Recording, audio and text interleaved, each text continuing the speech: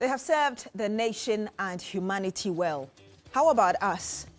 A summary of part of the words of the Vice President, Professor Nana Jane Opoku-Agyeman, as the government crowned that three-day national mourning for the 8 individuals who lost their lives after a military helicopter crash almost a week ago.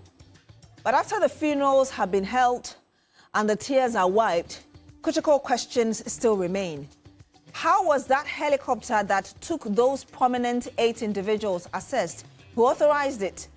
And what was the state, perhaps, of the pilot who was handling that helicopter that crashed in that forest in Obuasi, near Kumasi in the Ashanti region? Hello, good evening, and welcome to Agenda. My name is Beatrice Adu, and tonight, as the country continues to mourn almost a week after that helicopter crash that claimed the lives of 8 prominent Ghanaians, including the defense and environment ministers, we ask the critical questions of what could have been done to avert this.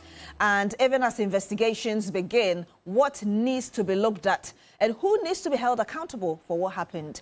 I do have on the panel with me Captain Nathaniel Kojo Anderson. He's retired Air Force pilot, also civilian captain of helicopters and board member, Ghana Civil Aviation Authority. Good evening to you, sir. Thank you so much for joining us. Good evening. On his extreme left, I have Dr. Yakubu Aparibo. He is aerospace medicine specialist as well as medical director, Care Flights Ghana. Doc, it's great to have you as well. Good evening. Good evening, and thank you for having me. Of course, I do have on my right side as well, Kofi Bento. He is lawyer and vice president of policy think tank, Imani Africa. Sir, it's great to have you in studio. Good evening to you. Good evening. Glad to be here. And I have our video call with us, Ernest Henry Nogbe. He is the Member of Parliament for Ashaiman and also a member of the Defense and Interior Committee of Parliament. Good evening to you, sir. If you can hear us, thank you so much for joining us as well. Thank you so much, and good evening to your viewers. Thank you very much. I want to start with you, Captain Anderson. And I mean, in the course of just the last 6 days, we've had many theories come up, many explanations as regards what might have caused it. I'm sure you've been able to piece information together, and your own expertise have been in this space for over 25 years. What's your own understanding of what could have brought us this disaster? Okay, so once again, thank you for having me and good evening. There is an adage that says that there are old pilots and there are bold pilots, but there are no old and bold pilots. And then flying helicopters is a little bit different from flying fixed wing. And I want to use this small time to talk about what it takes for the helicopter pilot to land in a place like Obuasi, because I believe that it will help a lot in explaining what might have happened. If I'm to go to Kumasi this evening and the weather is bad, let's say visibility is low or the ceilings are low, I'll have an instrument in my cockpit, one vertical, one horizontal, and once I am about to approach to land and I have both of them lined up, if I keep both of them lined up, I can keep coming in Accra, for instance, until I'm about 200 feet before landing, look out, and if I can see the runway, I will land. That is when when visibility is not good, the ceilings are low, and I can't see anything. So the question is, if you are to go and land in Obuasi on a football field, where there is this facility that I'm talking about that exists in all the major airports in Ghana now, Takoradi has an RNAV, Tamale has both ILS and RNAV and everything, what will the pilots be looking at? And I talk about what happens if you are in your room and the light goes off immediately. Sometimes you need to close your eyes before you can actually see. If you open your eyes in the dark when the light goes off, you can't even see where the switch is. You need to close your eyes. So what might have happened? A lot of things might have happened. What I say is that what caused the accident, and nothing of what we wish or desire will cause the accident. The little that I have heard from some of social media posts and videos, especially from the minister, the Ashanti regional minister, where he was asking for debris and then parts that people have picked out.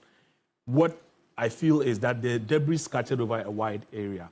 As an accident investigator, when I go to an accident scene and I see the debris scattered over a wide area, I suspect that this is what we call control flight into terrain, which means that the aircraft was in full motion, probably in cruise, when it finally went down. And so the parts are scattered all over the place. Now, what will cause an aircraft that is perfectly flying to fly into terrain now will come out when the investigators have picked up all the debris, all the evidence that they can gather, piece it together, and then come up with whatever it was. It could have been that the crew were incapacitated. It could have been that they were shot. It could have been that anything, their instrument gauges were momentarily not giving them the right information that they needed to be able to continue safely. So everything and anything could have been the cause. As it is right now, based on my experience flying into that particular area, I can suspect that the ceilings were low. They were probably trying to move between VFR flight and IFR flight, and then ended up CFIT. That is what I can suspect, and it will be a suspicion, and it cannot be what actually caused it. We have had, and that's just a quick follow-up, we have had a deputy majority leader claiming that it's likely that the flight blasted before, or the craft blasted before it landed, because the parts, including the remains of the individuals on board, were scattered. There will be a vibrant shake if you fly into terrain. And the human beings on board and the parts. Now, if you look at, I've seen the rotor blades. Some of them are almost like nothing touched it. If it blasted, there will be some fire in the air within a short period before the whole aircraft falls on the ground. If you find debris that are almost, far away, that are clean and does not have fire on it, any signs of smoke, then you cannot predict that it's blasted in the air, because if it blasted in the air, it would have started smoking in the air, and this smoke would have found itself, especially on the blades, because the engines are such that where the smoke, the fire will be coming from, will be going around the blade. So what I have seen, I cannot conclusively say that there was fire in the air. Again, we cannot tell until the investigators are done with their job. We cannot tell until the investigators are done with their job. And I want to come to you, Dr. Yakubu. Yeah. Based on your own experience, there are those who are asking questions about, there could have been other safety measures in there. Couldn't there have been parachutes and other things that could have saved the individuals, bearing in mind that the reports from people who saw the incident firsthand claim that the helicopter hovered around just a little bit before it crashed? Okay, so just a disclaimer, whatever I say is my expert opinion. It doesn't represent CFIT Ghana. Yeah. So just to add to what Captain just said about the CFIT situation, there's something we call situational awareness. So like Captain's mentioned, you have a perfectly normal aircraft, then the pilot in control loses what we call situational awareness, and then he crashes into terrain. Now, if you see that the debris are so scattered, then you know that the impact force was high. And in aviation, we have what we call G-forces. So the aircraft moves at a certain speed. So if it impacts terrain, definitely the momentum that is going to generate is going to be high. And the human body has some G-forces limits that it can withstand. So the skull has some limit, our body parts have some limit. So once it exceeds that, then your body parts is going to be scattered. So I wouldn't say that maybe the flight was short mid-air. It's too early to determine. But I'm sure that when the preliminary report comes out, we'll get to know the probable cause. Now, back to your question. Yeah, there are some safety features that aircrafts normally have. Now, with rotary aircraft, we don't normally have a parachute on them because, the rotors are on top there. Now, what we have in fast jets is what we call ejection seats. Now, if it's a fast jet and it's going to crash, the pilot presses some knob, and then he ejects out, and then at a certain altitude, one parachute comes out, and then when, that's what we call the drogue parachute, and then when it gets to around 10,000 feet, then the pilot then deploys the bigger parachute, which then reduces the speed, and then the pilot would then land on the ground. Doc, safely. based on the explanation you're giving right now, do I get the understanding that it is possible the aircraft or the helicopter that carried the 8 individuals did not have the necessary safety equipment needed on there? I wouldn't say it did not have. Now, there are like some features for VIP transport aircraft. So if I say safety features, one, there's what we call helicopter terrain avoidance warning systems. So when the aircraft is going to hit terrain, there's like a sensor there that generates like a 3D dimensions. And then it then automatically informs the pilot. But like Captain said, the pilot can also be incapacitated. What I do understand, what I do understand is that the current helicopters we have, per report, none of them has that VIP, none of them is built that way with those extra features. So I was just going to mention some of the extra features, and then we look at this current and then aircraft, I'll come to and then Mr. we'll Bento. See. So you like the terrain helicopter terrain avoidance warning system I just mentioned. I'm not sure if this aircraft had one. Then we have what we call pressurization. So most VIP aircraft, helicopters, normal helicopters are not pressurized because they fly at a lower altitude. But VIP helicopters can be pressurized.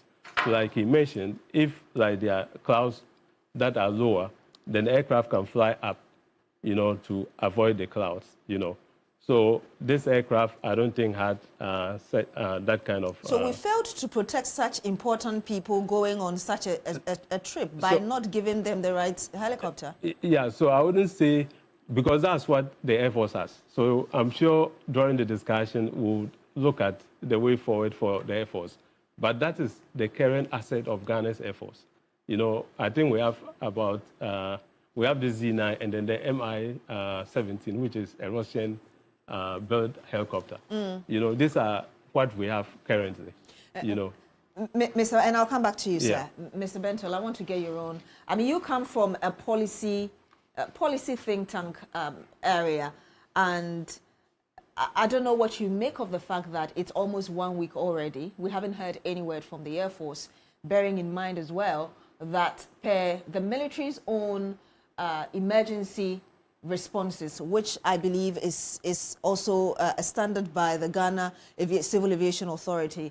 When a helicopter loses communication or contact with the radar, there's supposed to be that activation of what they call in CFIT, which is like the first emergency response, as it were, 30 minutes after ETA, expected time of arrival. What do you think of the culture, perhaps, that might have influenced all the circumstances surrounding what we witnessed last Wednesday? Right. So like you said, we come from a policy think tank angle. It is important to stress that in a functioning state, people have different offices, all right? But nobody owns them.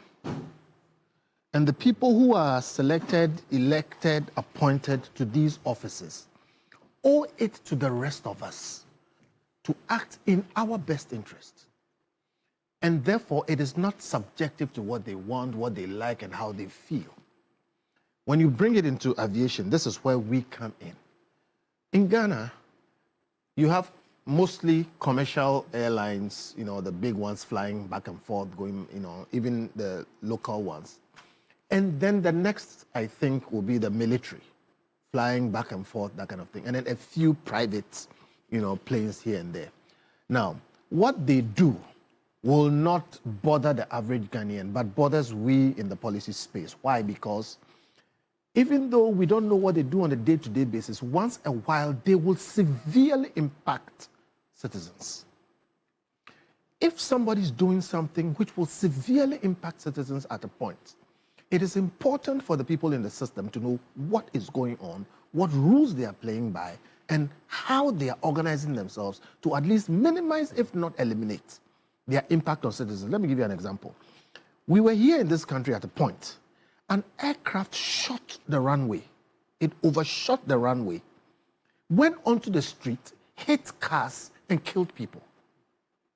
This is how it plays. Some poor man who has never sat in an aircraft, sitting in a trotro going from A to B, trying to make ends meet, hustling to take care of their family, okay, gets knocked by an aircraft that shot a runway and kills him. The collateral effects of that, all the things that will flow out of it, and trust me, if we go back to that case, you will hear stories. My point is, questions must be asked before these things happen. Because how could that plane overshoot the runway? Was it impossible for us to create a system where if you overshoot the runway, you die, but you don't get in to affect ordinary citizens or not? And if somebody has to die between the guys in the plane and the guys on the streets, who should die? I'm talking about making policy. You make policy what we call a priori, before the fact, so that if it happens, certain things will come into play, okay? Now, some of these policies, they manifest in standard operating procedures. So, believe it or not, every aircraft that flies, whichever type of aircraft there is or they are, operates under standard operating procedures, and a lot of those operating procedures are in the area of disaster and disaster management. In other words, in a functioning state or society, when you move an aircraft, helicopter, fixed wing plane, commercial, private, whatever it is, in the event of something happening, there are preconceived, pre-thought, pre-processed, pre-tested systems and procedures that you are bound by law to follow. You who is in the aircraft, people on the ground, and the authorities involved. In this particular case, they were there, they existed.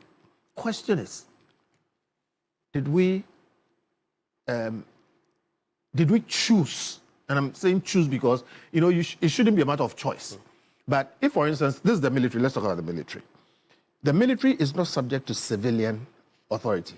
So, for instance, Ghana Civil Aviation won't come into this one. Yeah. They have their own systems. But it should not be a matter of choice for the pilot to do what is right or not, because his work will impact civilians like you saw. So the question is, what happened to those protocols? Were they there? Were they updated? Okay, did these people go by these protocols? Do you suspect those questions were not answered in the affirmative? They were not answered, but let me just make a point too. At this stage, so you see people speculating about things blasting. Note something. At Imani, we are not speculating about what happened. We are talking about processes and what should happen. Because in all aircraft investigations, anecdotal evidence or what you think you saw, okay, is usually wrong.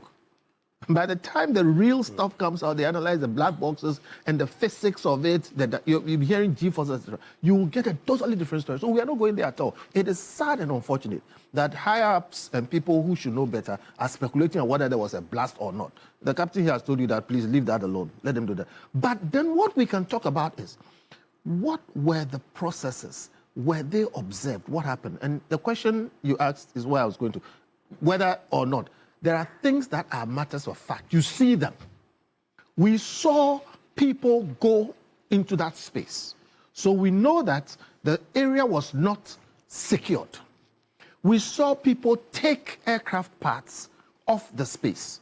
So we know that they did not do the necessary security even when they were present to stop people from doing some of those things. Okay? And I have made the point publicly, all right, that you can't tell me that within the small land space of Ghana, with the Ghana army that we have, which is in West African terms a superpower, and also respected internationally, who are trained in jungle warfare, you can't convince me that there is any space in Ghana that our Ghana army is not competent enough to reach, to take, to hold, and to secure. So the Ghana Armed Forces failed?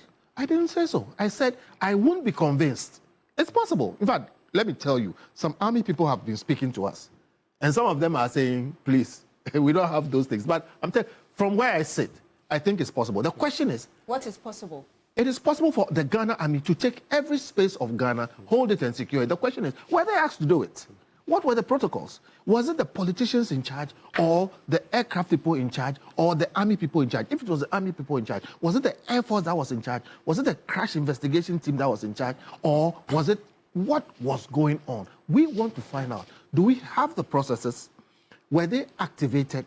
What went wrong? The reason why that is important is because this will happen again. We've had previous calamities, we will have future calamities. The way to minimize, eliminate, or reduce the effect is to have these processes, respect them. And some of them are set in law. There are laws over these things. And then make sure that we execute them when the time comes. I just want to get clarity briefly from you before I go to the member of the Defense and Interior Committee, and Nogbe, who is on standby for us via video call. Are you saying that at this stage you cannot tell whether it was the Ghana Armed Forces that failed to do what they had to do, or perhaps the politicians who were supposed to ensure that they coordinated things properly are perhaps the ones we should be pointing fingers at? You can't I tell. can tell that it is not obvious that some strict protocols were being followed. And I can tell that because certain things that we all saw went wrong shouldn't have gone wrong if those protocols were followed. We've heard people say, oh, it was a thick forest and it was difficult to go there. And I'm saying the Ghana Armed Forces should be capable if they were asked. The question is, were they asked? So the question is, what processes, what protocols do we have when these things happen? Mr. Nogbe, I'm coming to you right now. And like I just said, you're a member of the Defense and Interior Committee of Parliament. Was there any point where your committee had a report on the aircraft, the particular one that took Dr. Edward Omane-Boamah, the Environment Minister, Dr. Murtala Mohammed, as well as the 6 others? Was there any report before you on the state of that helicopter?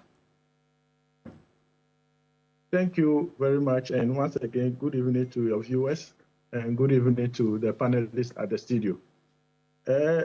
Actually, there hadn't been any report before the committee, and we've not received anything from the Ghana Armed Forces concerning that particular aircraft. The complaint we received from the Ghana Armed Forces is they are expecting the government to retool the services. And also not only the Ghana Armed Forces, but all the security services. And when we talk of retooling, we are talking of a whole lot of range of issues and technicalities and even human resource, etc., for the security services. So specifically, there have not been any mention of that particular aircraft being faulty or being changed or being serviced or otherwise. No, that has not come to the attention of the committee. The committee was very much aware that we were supposed to retool, the government was supposed to retool the security services, especially the Ghana Armed Forces, the Air Force, and then the Navy, and all other security agencies, including the immigration, the prisons, the fire service, etc. And so that is what we were trying to work on. And if you quite remember, the previous administration brought certain measures to Parliament, which we tried as much as possible to pass for them, especially the purchase of the 6 fighter aircraft from Czech Republic. The committee did due diligence. We did our work, best practices. We went to Czech Republic.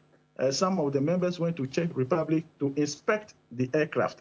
Unfortunately, we were not able to purchase it. They again brought the upgrading of the 37 military hospital, and even the Alpha B project, that is procuring CCTV cameras for the whole cities, etc., which we approve in Parliament. But the question is as whether or not those projects came to light is another matter. So as we speak now, there have not been any mention of that particular aircraft being not in good shape or otherwise. So that is, and please, I want you to land, sir. Yes, and so the committee, and normally the military wouldn't come to tell you as a committee that A or B has a problem. what they want us to do, or what they would always want us to do, is to retool them, is to get them this product, is to get them this machine, is to get them this particular instrument that they may be able to use to work. They wouldn't tell you whether what is already existing had a problem or not.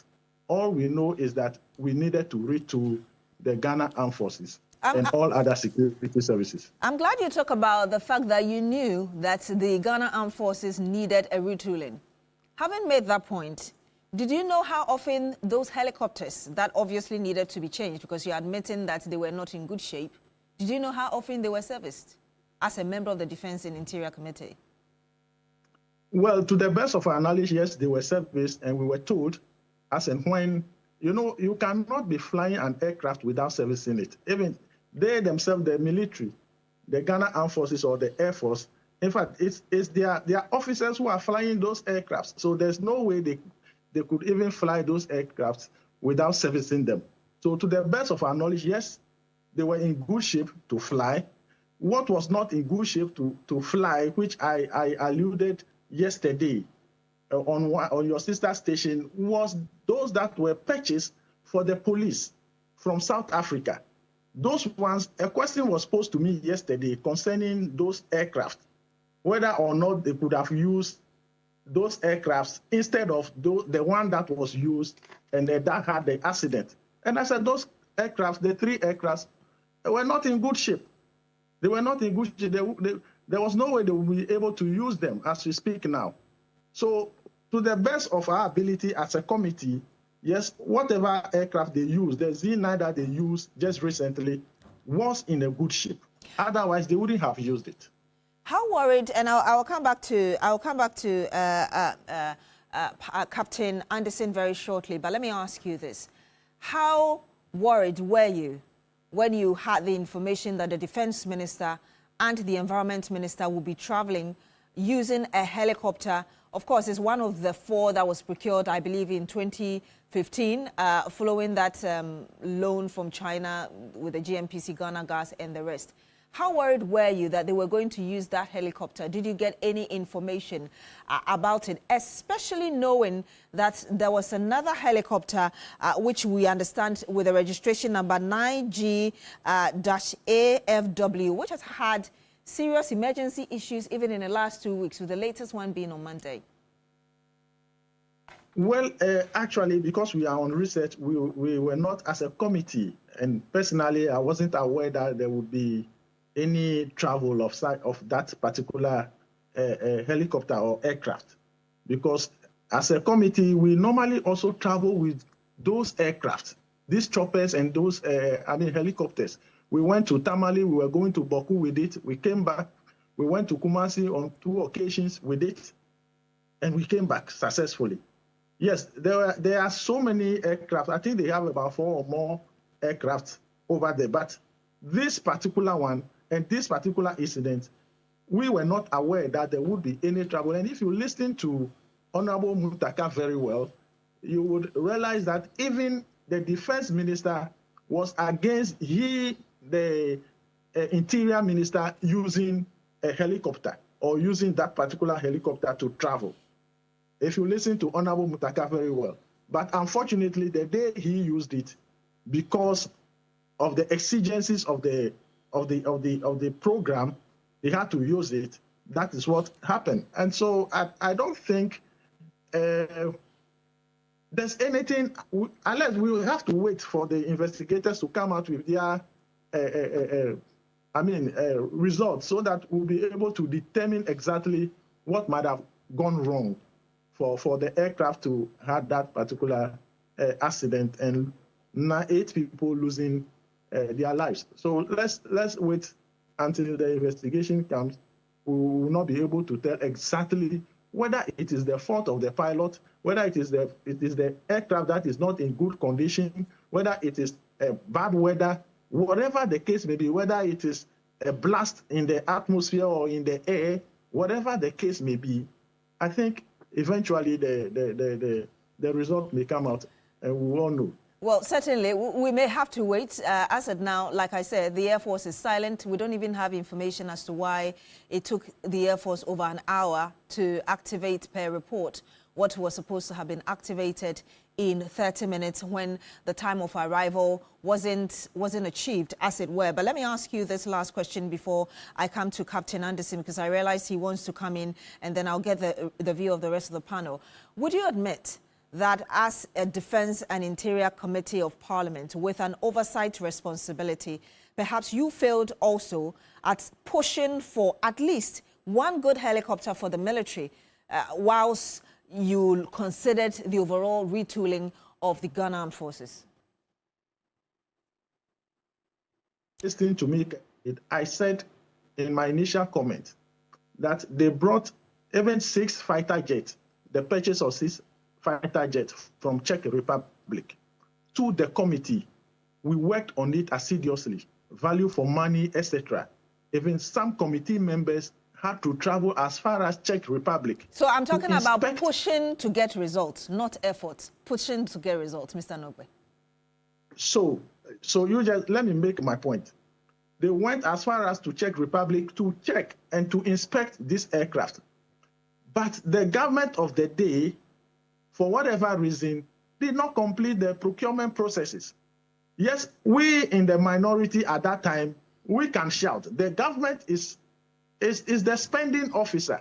They look at the purse and purchase whatever they want for the country or do whatever for the country. As minority, we made sure that those aircraft were supposed to be bought. And that is why we supported the government of the day, even in the chamber and at the committee level. But unfortunately, it was not done. The 3 helicopters that were purchased from South Africa was done at the blind side of Parliament. That never came to the floor. That never came to the committee. We were not even aware that there was going to be a purchase of 3 helicopters because it never came to Parliament. So it was done at the blind side, and that is what they brought. If for nothing at all, if those helicopters were to be even in good shape, very good shape, probably, as everybody is alluding, we might have been using those ones as we speak now. But they are also grounded. They are at in the hangar. They cannot even move. They cannot do anything. I'll come back to you, Dr. Nobe. Captain Anderson, I realize you wanted to come in. I'll come to Ms. Bento before I come to you, sir. Okay, so I'll start from here. Dr. Maniboma was my classmate and a very good friend, primary school friend. I'm doing this for him. And for the 7 others who were on the flight. And I'll start from here. The Alpha Foxtrot Whiskey helicopter did not do a dangerous emergency landing. I'll call it a precautionary landing. You are going somewhere as a helicopter. You can't see clearly. There are hills are ahead of you. You land at the nearest football field, wait for the weather to clear, and then you continue. Then I'll talk about something that Uncle Kofi was talking about. The mandate for disaster management in Ghana is with NADMO. The military will not, no matter the capacity they have, be able to be the first responders to any crash site in Ghana.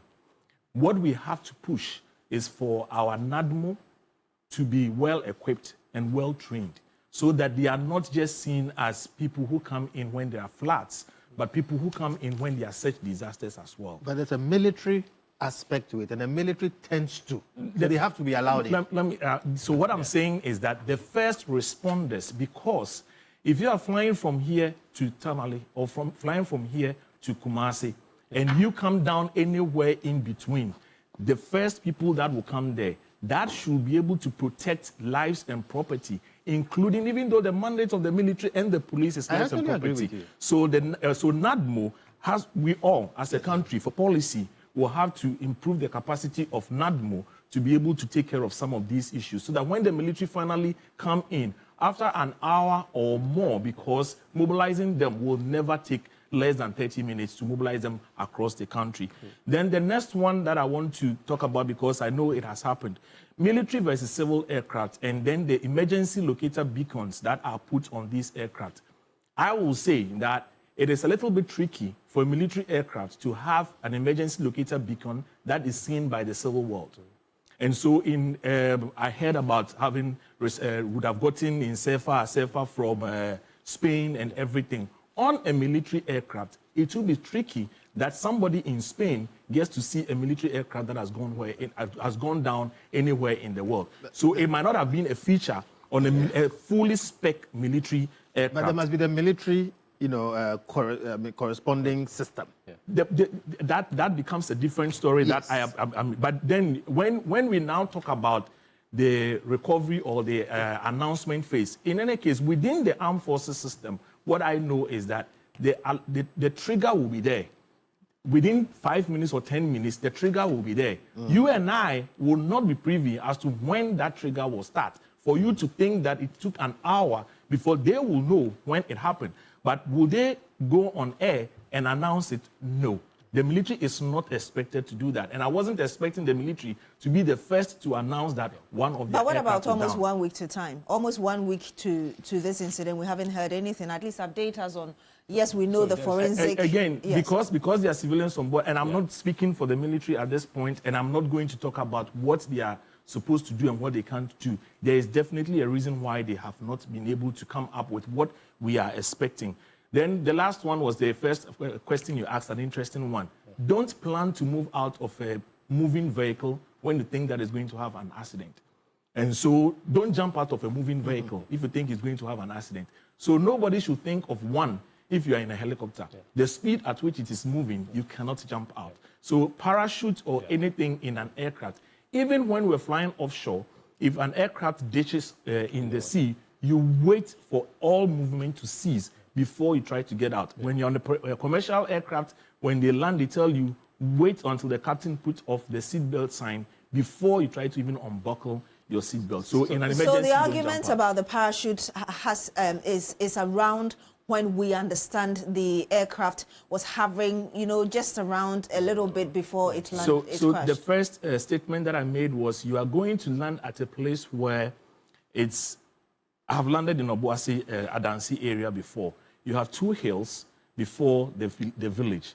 When you come in and you can't see the ground because it's covered by clouds, you try to, if you get a small hole, you spiral in the small hole to come down so that you can now see and then you land. That is what we go through as helicopter pilots. Yeah. Someone would think that he was struggling to land. No, he was probably trying to go through the small hole to get a proper visibility to land. And at that point, until he has put the seatbelt sign off, don't jump out. Okay. And so I just want to add to what Mr. Bento said.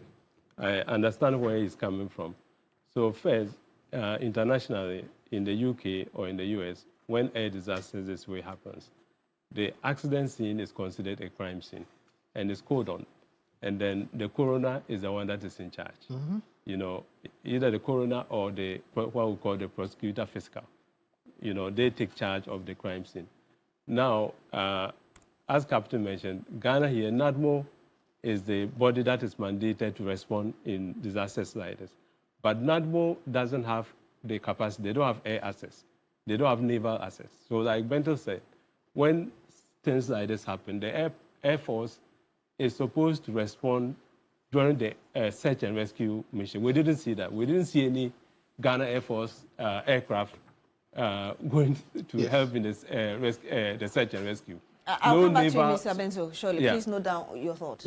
So we didn't see that, and like I said, NADMO doesn't have that capacity. It's the Air Force that is supposed to do that. And this was even a military aircraft, so I expected that the Air Force should have deployed the other assets to go and look for the aircraft and then take charge of the instead of allowing the residents to now have a field day and take the part of the... contaminate this.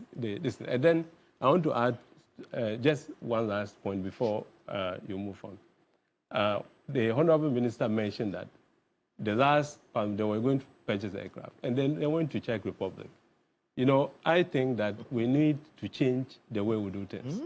We need to change the way we do things because I know robust aircraft that manufacturers.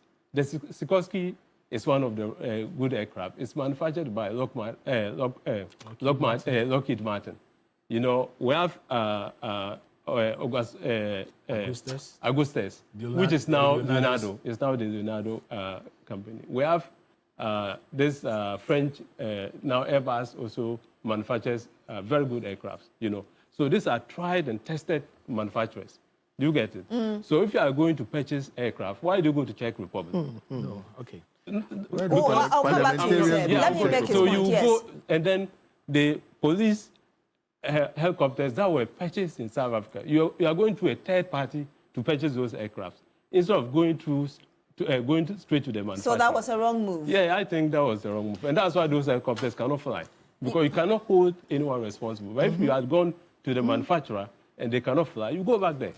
And you're still here on Agenda on TV3. My name is Beatrice Adu. When we come back, of course, we'll look into what kind of elements we need as we investigate this matter, who should be held accountable, and indeed, really, what are the things we need to do to ensure that this doesn't recur. Don't go away.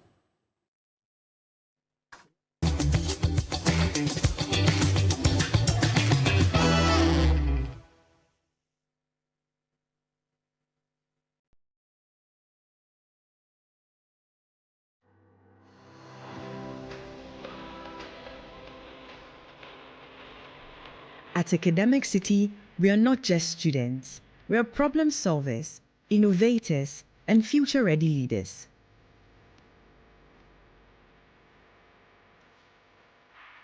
We power the future and create groundbreaking technologies ready to tackle real-world challenges head-on. In a world driven by technology, we shape the digital landscape, transforming challenges into opportunities. At the core of strategic thinking and decision-making, we thrive in the dynamic realm of commerce. We evolve into leaders who not only speak, but stand for what's right, forging narratives and stirring the conscience of the world. Embark on a journey with us, where innovation meets education. Academic City, educating future-ready leaders.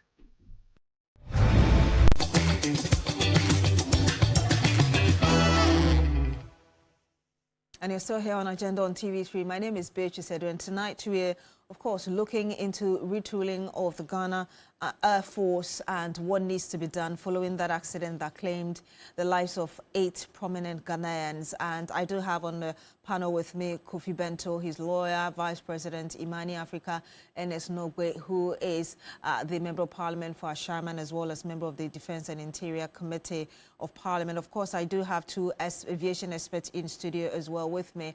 And I'm coming straight to you, Mr. Bento. There is a question from one of our viewers on Facebook, and actually a statement saying that those who are monitoring the radar should be summoned for investigation. Right. Many more people should be investigated as part of the investigation, not just those guys. That's 1. 2, military systems are different from civilian systems. So whoever that person is likely to be part of the military. The military has a way of dealing with them. Okay, but here is where I come in. And I started by saying military systems impact civilians and impact the nation. It is not somebody's prerogative. So the questions that should be asked, and not all of it will be answered in public, is what were the military systems at play? Were they up to scratch and were they being applied? Let me read something quickly. I'm reading from the APIM, Accident Prevention and Settlement Manual, page 6. It says, establish memorandum of understanding. The AIB, that is Accident Investigation Bureau. Yes. These bodies exist, though. Has established formal memoranda of understanding when necessary with the various government agencies involved in disaster response, particularly the Ghana Police, Ghana Armed Forces, Ministry of Health, Ghana National Fire Service, and the Judicial Services. All right? Somebody mentioned NADMO. I do agree with him. Again, because you see, if a military jet is flying, it will impact civilians. Civilians are not military people. When there's a disaster, I think NADMO must be first. We don't have a NADMO that is capable of that. Before and whose fault is it? Wait. So, before this, many years, in fact, a few weeks ago, I repeated this on my Facebook in terms of some of the proposals I want to make to the Constitutional Review Commission. I am of the considered view that we have splintered our security services, fire service, army, NADMO, border guards, police, and that is based on post-World War II thinking. And the paradigms under which those things were set up, not all of them are relevant today. Why I'm saying so is that we will never have a NADMO that is capable and equipped with men and resources of getting to that crime scene ever. And if we try to build it, it will be irresponsible for a country like us to spend money on that. Why? Yeah. Why? Because how many times do you have that kind of crash? And why would you equip one unit at the expense of the army, at the expense of the police, at the expense of the fire? We have more fires than more crashes. So why would you spend only on NADMO? Which is why we came to the considered view that we should start rethinking our whole security infrastructure. And we have said, create a national defense force under one commander. There are arguments for and against. We have even come to the point to say, look, when it comes to things like Navy, okay, and some aspects of Air Force and air transport, we should have a sub-regional system under ECOMOG. No one country can police our waters in West Africa. And people are running tricks all around us because each country tries to keep a Navy, and all of them are weak and under-resourced. So it's the same principle. Why do we keep separate, splintered groups? If there's a big fire now, you know what happens? The fire service will call the police, call the army, call all those people, and they work together anyway. So in answering the question, I agree with him that there should be systems that first reach the place, hold it and secure it. We will never be able to build those systems as long as we remain a poor country. We should rethink that whole system so that we can pool the resources and get at least halfway there. We're running out of time. Let me ask you this briefly. What would you expect in terms of the elements in the investigations moving forward? Investigations are what, when, why, how, who. Basically, that's what it is. The point that is important to me is that Ghana actually has bodies. The AIB exists under law.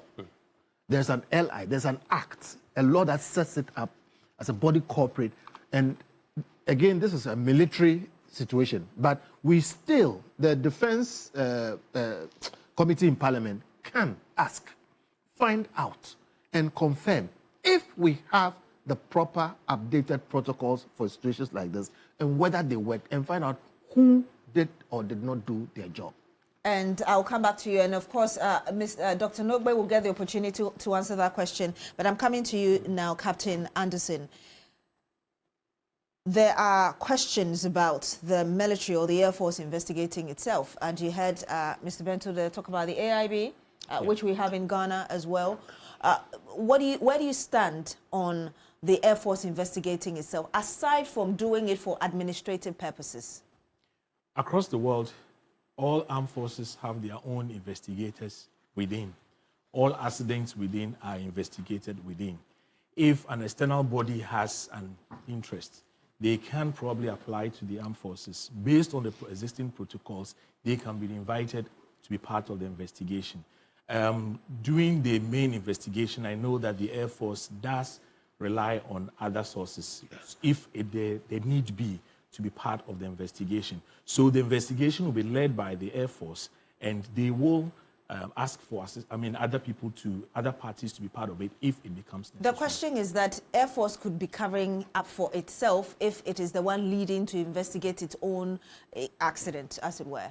I expect the Air Force to continue to be as professional as they've always been, and I don't expect them to cover up anything that is untoward, because in aviation, and the Air Force is an aviation unit, we have our civil training as well as military training.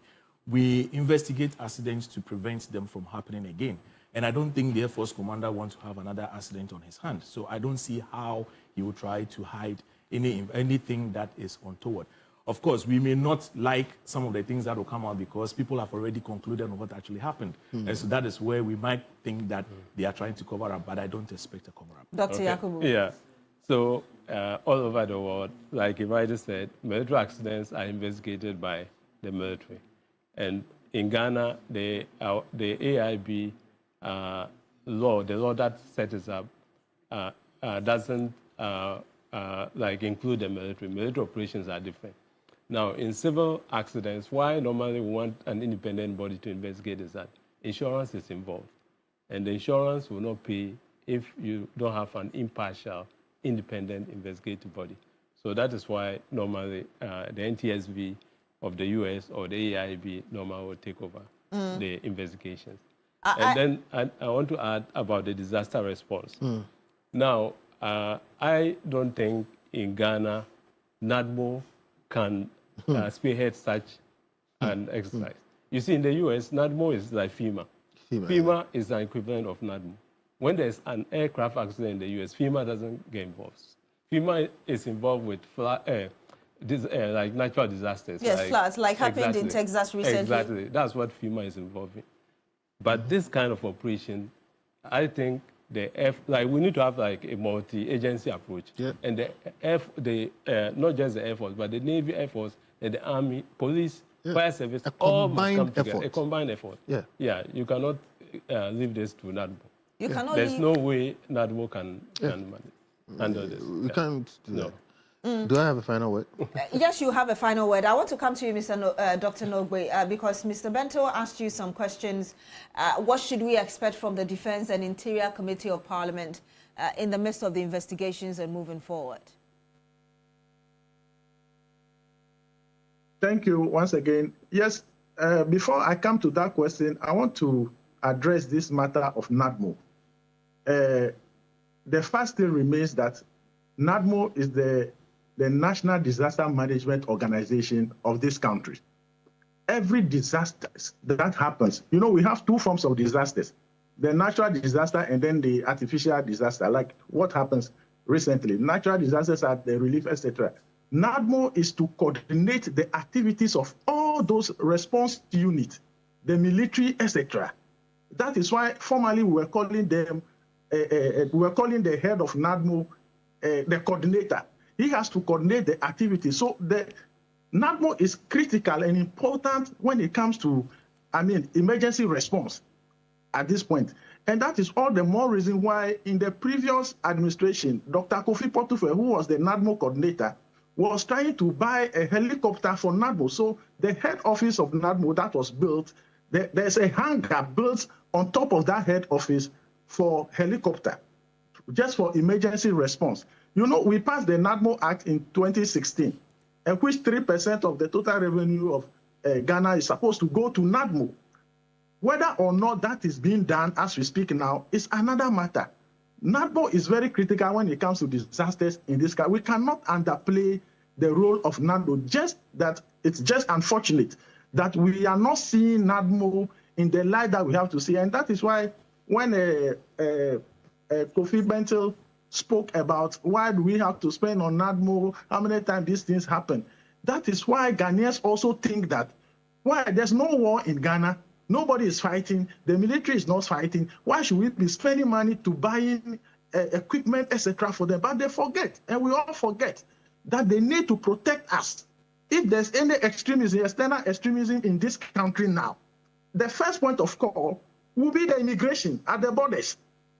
Before it will even come to the other army or air force, etc. So and Dr. Nogbe, if you could be wrapping up for us, forgive me. Yes, all the security agencies, we need to do as well as we can to make sure they are capable of responding to our plight. Yes, the Defense and Interior Committee, the incident happened just last week, and I'm pretty sure that the chairman, I spoke to the chairman today, he will call emergency meeting, and then I think we'll take it up from there. At least we'll also have some advice, recommendations to make, and if the investigators come to us, okay, let me say whether or not they come to us, we need to make our input in this investigation, because going forward, we need to avert some of these occurrences.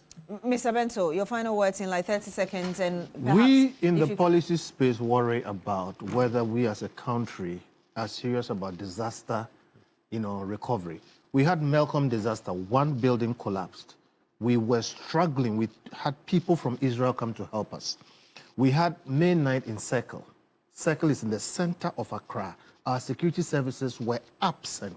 People died, people were burnt. We had a president of the republic, the sitting president, fall into a ditch 1 kilometer from 37, 1 kilometer from the army headquarters. It was street boys who went to retrieve him. We've had this crash, and you saw people carrying away pieces. Clearly, we don't seem as a country to have any working disaster recovery system. That's our problem. That's what we need to fix. That's our problem. That's what we need to fix. Please, you have about 15 seconds each for your final words. Yes, Captain Anderson. So I'll use this opportunity to plead with the President. As much as the military now flies both civilians and military, we should acquire a presidential helicopter fleet, which is made of modern civil aircraft with all the safety features that will ensure the aircraft, especially the utilization monitoring, the health and utilization monitoring systems, and all the enhanced ground proximity warning systems. And the military spec helicopters that will come from Czech Republic will be purely for military operations. But to be able to pick civilians, especially including my late brother, Omane Boama, one day, we should have enhanced helicopters, and the helicopter squadron within the Ghana Air Force needs a second eye. 15 seconds, Dr. Yakubu. Okay, so my last words is also that Omane was my mate, my colleague. We did house job in 37. Mutala was my colleague in Commodore Hall. So I think we should use this as an opportunity to do the right thing. We need to purchase the right aircraft to do the right missions that we need to do. We need to purchase the right aircraft. Thank you very much, gentlemen, for joining us on Agenda tonight. Captain Nathaniel Kojo Anderson, retired Air Force pilot, civilian captain of helicopters, and board member, Ghana Civil Aviation Authority. Also, Kofi Bento, lawyer and vice president of Imani Africa. Thank you as well.